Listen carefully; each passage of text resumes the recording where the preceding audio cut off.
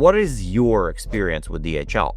Because I'm seriously upset. I was planning a big camping trip shipping my essential gear 2,500 kilometers from Netherlands to Latvia. It's in Europe for those in the US, so I chose DHL. Now the first problem, I landed in Latvia and my gear was missing. DHL initiated some checks that took over 3 weeks and almost missed my entire trip. And the second problem, when I finally returned home to the Netherlands, I got a delivery notification. The very same gear wasn't handed to me. It was thrown over my fence, landing battered and wet in my backyard. They almost destroyed my equipment. It felt like a total disregard for the customer, and it made me ask, is this just me, or this is the pattern with DHL? Now, for the context, before I did this video, I thought DHL is some sort of Deutsche Post, like abbreviation from German postal services or something like that. However, I was wrong. After researching for a while, I've discovered that this is a story of 3 entrepreneurs who started the business from ground up and built world's largest delivery firm. Sounds like a proper American dream story. But then, during my research, I came across an interesting documentary, Shadow Billionaire. It's about Larry Hillblum. He's one of the 3 founders and the H in the abbreviation. So watched it and my whole view of the company shifted. So I started digging. Core documents, news reports, interviews, everything I could find. And what I discovered behind that clean yellow brand, well, surprised me to say the least. DHL shows us an image where everything is fast, clean, and perfectly connected. Carbon neutral shipping by 2050, high-tech innovation labs, robots delivering the future, but after reading all that, it comes out as yet another corporate bullshit. If you're new here, I'm Jeff Tiley, and I explore how businesses operate, how they influence our culture, and everything happening in between. If you enjoy videos that explain the world behind the brands, hit subscribe and give this video a like so it reaches more people. Let's jump to the story. The year is 1969. 3 American entrepreneurs, Adrian Dalsley, Larry Hillblum, and Robert Lynn, decide to start a company. Lynn knows logistics. Dalsley can sell anything to anyone. And Hillblum is a law student, a financial brain behind their ideas. What they noticed was simple but huge. The world had a problem with document deliveries. If you had a crucial legal contract in San Francisco that needed a signature in, say, Honolulu by the next morning, you were stuck. You had to wait for a slow process of registered mail or hope a commercial flight would take it as a checked baggage, which was unreliable. Time-sensitive documents were the biggest problem of the international business, holding up millions in capital and critical decisions. The trio decided to create a bespoke service. They would personally fly the documents, often tucked into a briefcase and carried by a human courier on board of a flight, and deliver them directly to their clients as soon as they landed. This was brand new service nobody did at the commercial scale at the time. They named their venture after their own names, DHL, Dalsley, Hillblum, and Lynn. Their early operations were unbelievably basic. The guys did not need a warehouse or cargo systems for that. Just a small rented plane or sometimes just a standard airline ticket. They just had to move fast, and somehow that worked. Within just 5 years, they pushed their network across the Pacific, then into Asia, the Middle East, and finally Europe. Since no one else offered similar services at the time, they literally were building a whole new market. As a result, DHL became the first true international air express service, landing deals and building drop-off hubs in places where the local mail barely worked. They created a global web of speed and trust long before FedEx or UPS even realized the world could be connected this way. And at the center of that rocket ship expansion was Mr. Hillblum, the lawyer with the sharp mind and even sharper elbows. He wasn't just negotiating deals. He masterfully let DHL slip past local red tape and scale across borders at a pace no one thought even possible. He was brilliant, relentless, and ruthless enough to make that global vision real. By the 1980s, DHL was everywhere. The yellow and red logo became a symbol of speed and global reach. The company was making millions, and this sounded like a success story for 3 entrepreneurs, and indeed, it was. But the same network designed to deliver documents to anyone, anywhere, was about to become the ideal scene for one of its founders to become completely untraceable. Now, Dawsley and Lynn were known for their operational skills, but Hillblom, the man behind money and the strategy, he was different. Now, he was extremely wealthy, one of the earliest self-made billionaires, but instead of enjoying fame, Hillblom pulled away from the company and from public life. It may seem he was just going to enjoy a quiet life, but no.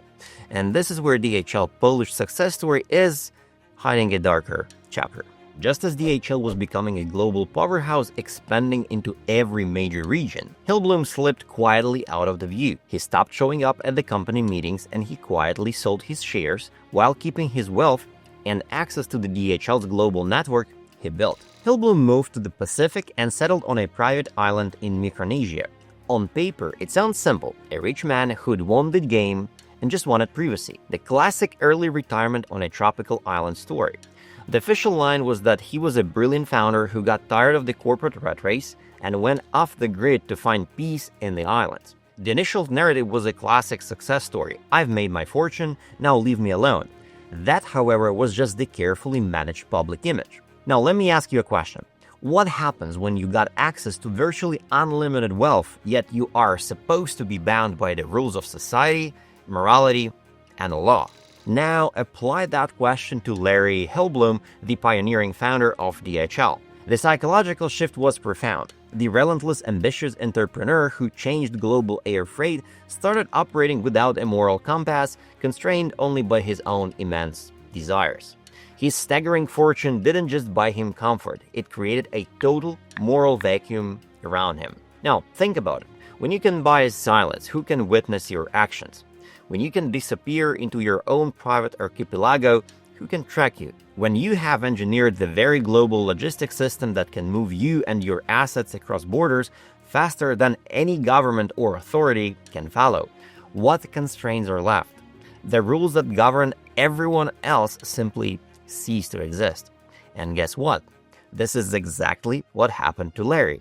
He decided to remove himself from the radars. His movements were only known to a few local officials he actually paid, and the private pilots who flew him between islands. It wasn't even privacy, it was complete invisibility. From the mid-80s to mid-90s, the legend of the shadow billionaire began. While DHL was polishing its public image as a clean, fast, and reliable global courier, one of its founders was simultaneously living a life that went against every value the company promoted. His huge wealth allowed Hillblom to create a space with no limits, no control, and no one who dared to say no. He was incredibly smart and knew exactly how to avoid attention. There were whispers and rumors, but DHL's corporate structure was designed to ignore them.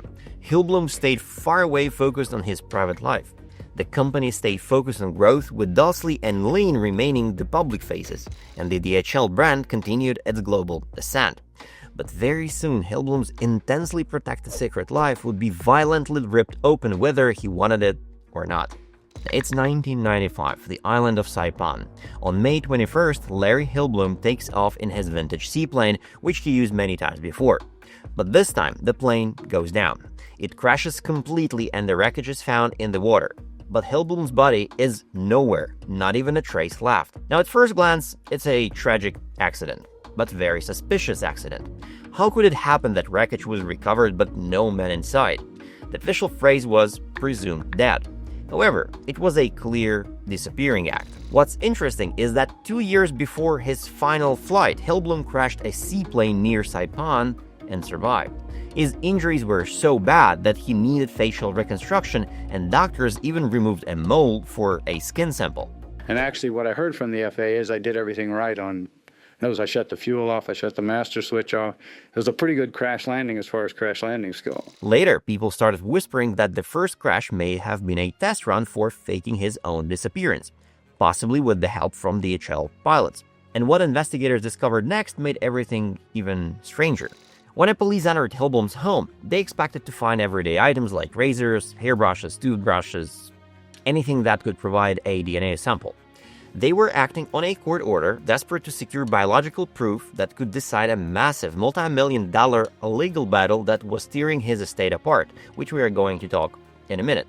But they found nothing. The house had been cleaned so thoroughly that it looked like someone tried to erase him from the existence. No hair, no skin cells, not even a stray fiber, Hillblom's team on Saipan didn't just clean the house, they wiped it completely. Sinks were scrubbed with strong chemicals, and razors, combs, and clothes were buried in the backyard. Investigators called it forensic sabotage because there was no DNA left, no trace, and no proof. One forensic tech said, "I've seen murder scenes cleaned last thoroughly. That was a professional body and soul erasure." There's one interesting nuance here which may shed some light on what happened. 2 weeks before the crash, Hillblom suddenly changed his will to add a single line. Any child proven to be his gets everything. If he had no children, his entire fortune would go to charity. Lawyers later called it the most expensive loophole in history, a ticking bomb he armed himself. And he definitely knew the children were coming for his money. And suddenly, the world learned he had not one, but multiple children. 4 children from 4 different countries, the Philippines, Vietnam, Palau, and Saipan, came forward claiming to be offspring of Larry Hillblom. Their mothers were young women, often teenagers from economically disadvantaged backgrounds. They had irrefutable stories, and the children bore an undeniable resemblance to the founder. They all told similar stories. They had brief encounters with the billionaire, small financial gifts, then silence.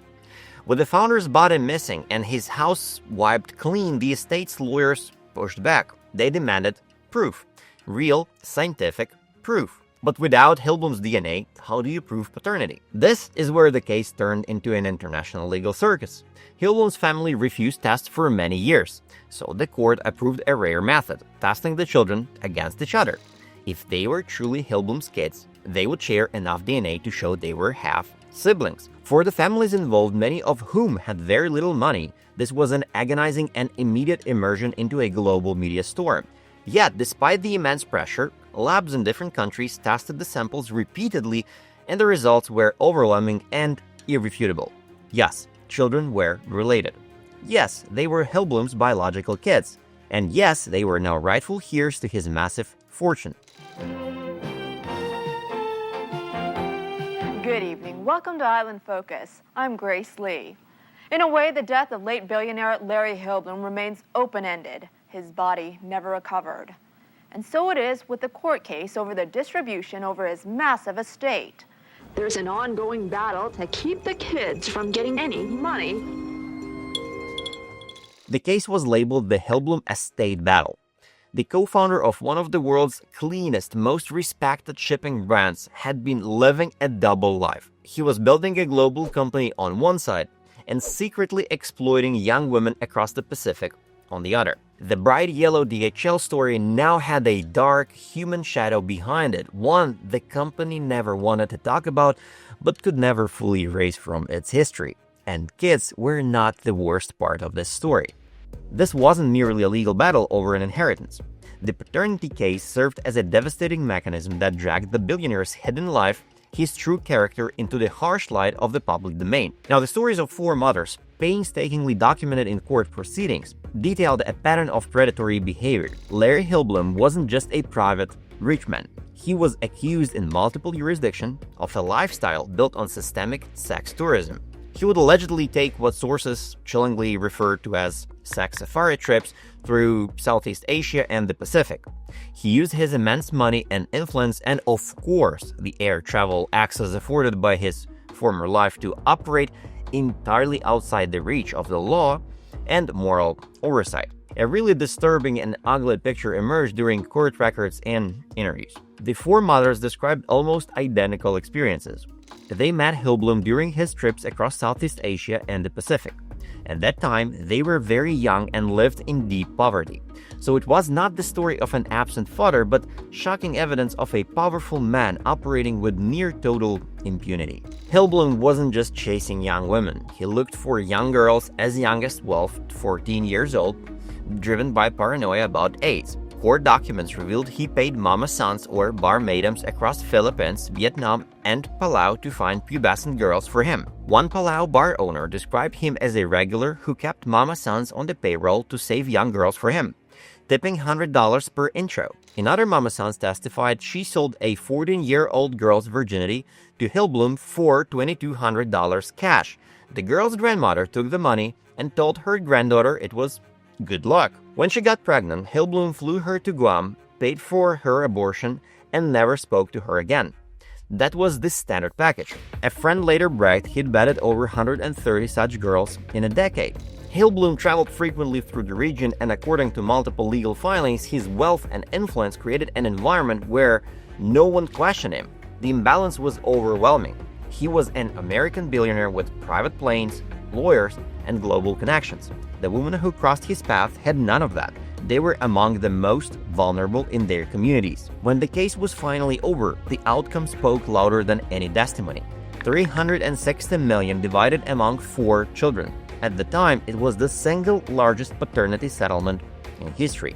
Just think about it. DHL says they are a company built on a global connection, speed, and trust. But one of its co-founders lived a life that depended entirely on secrecy, distance, and power over powerless. You might say, fine, DHL is a massive corporation run by thousands of managers, and one shady co-founder couldn't represent the whole company.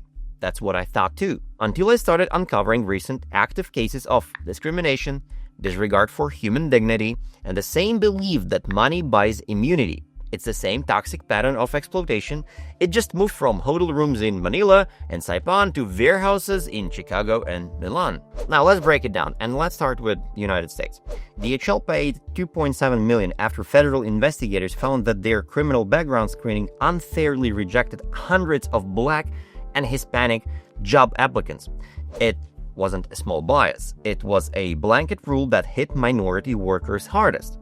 A hidden wall that blocked people from even getting into the door. Next, segregation and safety scandal 2024. This one was even worse. DHL paid $8.7 million to settle a case involving 83 Black employees who said they were segregated from the white workers and forced into the hardest, hottest, and most dangerous jobs. White workers got safer, cleaner roles. Black workers got the injuries, the heat, and the heavy lifting. That was the cost of the company's progress. Discrimination with a fresh coat of corporate paint. Next, Europe. The story shifts from discrimination to something more financial, but equally harmful. Germany, 2025. Inflation was rising, growth was near zero, and tensions exploded. Deutsche Post DHL went head-to-head with Verdi, the huge union representing 170,000 workers. In January, Verdi launched a nationwide one-day strike. 13.8 thousand couriers, sorters in Berlin, Hamburg, Frankfurt, and more walked off the job.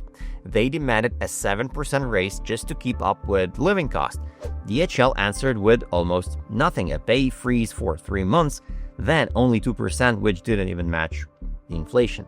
By June, 1,000 workers at DHL Big's Leipzig Hull hub went on strike for several days, calling their wages modern slavery. Management tried splitting workers into smaller groups and weakened the movement. In other countries, DHL behavior was similar: punish anyone who speaks up. Turkey, workers tried to form a union. DHL immediately fired dozens of them. Courts later ruled every dismissal illegal, but the message was clear: if you are too loud, you're out. Next, Latin America and South Africa. Employees reported being forced to take lie detector tests. Not for security reasons, but for control. The tests are unreliable, unscientific, and are banned in many countries, but DHL reportedly used them anyway. The company that promises fast global connection has built much of that speed on the backs of people who had little power to fight back. DHL's bright yellow brand hides a darker system underneath, where workers are treated as replaceable parts of a giant machine. But let's move on. 2009, smuggling. DHL pays $9.4 million for shipping hundreds of packages to Iran, Sudan, and Syria. No paperwork and zero accountability. Next, 2021, shield companies. Police seized $20 million from DHL supply chain for using fake partners to hire thousands at poverty wages while dodging taxes and benefits. Workers became invisible ghosts in the system. Next, 2023, discrimination. $2.7 million payout after criminal background checks blocked hundreds of Black and Hispanic applicants. Next, 2024, segregation. $8.7 million settlement to 83 Black workers in Chicago. They were forced into dangerous, grueling jobs while white employees got easier and safer work. One worker said they sorted us by skin, stacked the dark ones on the bottom. Next, 2025, labor scam. 46.8 million seized from the same labor scam, false contractors, exploitation, and tax fraud. Around the globe, new lawsuits piled up. bullying executives, racial harassment, sexual harassments, unpaid overtime, and unsafe work conditions. DHL's speed and trust happens at a human cost. These aren't the marginal mistakes of a busy logistics company. These are the documented, legally proven operations of a corporation that treats legal compliance as a suggestion and human rights as a negotiable cost. The empire was built by a man who vanished, a man whose body was never found, whose DNA was systemically erased, whose estate paid $360 million in paternal settlements for the kids he fathered during what sources call sex safari trips through Southeast Asia. That same empire has paid tens of millions in settlements for racial discrimination in the US, treating black workers as disposable and assigning them to segregated, dangerous jobs, effectively reinstating a form of labor apartheid. Italian prosecutors have seized nearly 70 million euros twice for labor exploitation schemes that treated workers like inventory items. Courts across multiple continents have found their workers' dismissals illegal, their union-busting tactics unlawful, their lie detectors interrogations in violation of any human rights standards. They shipped packages to sanctioned countries in violation of international law and now face greenwashing fines for eco-lies powered by coal. This is a corporation with a courtroom graveyard longer than the most crime families. The financial settlements, the court orders, and the testimony of the exploited are not errors in the system. They are the direct evidence of the system itself. We may trust them with our valuable packages and their promise of speed, but what are we endorsing when we allow this history to be erased by a clean coat of yellow paint? What are we endorsing when we click ship with DHL during Amazon checkout? I got pissed, as you may have already guessed. But what is your experience with DHL? Is that only me? Let me know in the comments down below. On that note, don't forget to subscribe, hit like to help spread the word, and thanks for watching. See you next time. Peace.